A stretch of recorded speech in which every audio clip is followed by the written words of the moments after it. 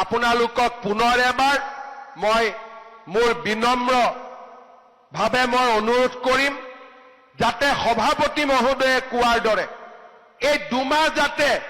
আপোনালোকে টোপনি নামাৰে ৰাতি টোপনি মাৰিব লাগিব সেইটো হল বায়োলজিক্যাল স্লিপ কিন্তু মনটো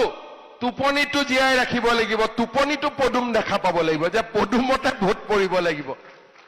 টোপনিটো মানুহে দিনতটো নিজে দেখা পাব আৰু টোপনিটো পদুম দেখা পাব লাগিব এইকেইদিন সপোনত বাৰে বাৰে পদুমে আহি থাকিব লাগিব একফালে মোদী একফালে পদুম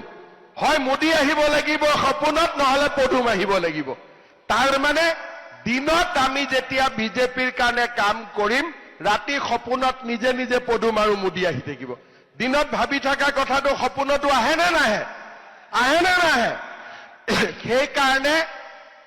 দিনে নিখাই আমি কাম কৰিম আৰু আজি আমি যেটো ভেটি নিৰ্মাণ কৰিছো মই বাক্সা জিলাৰ সভাপতি আমাৰ সকলোকে ধন্যবাদ জনাম যে সুন্দৰ ভেটি এটা নিৰ্মাণ হৈছে এতিয়া মাত্ৰ আমি মানুহৰ মন জয় কৰিব লাগিব মানুহক গৈ বুজাব লাগিব যে মোদী অহাৰ পৰা বিটিচিত শান্তি হল এবাৰ যদি বিটিচিত মোদীয়ে ভাল ৰিজাল্ট কৰিব পাৰে বিটিচিত উন্নতিও হয়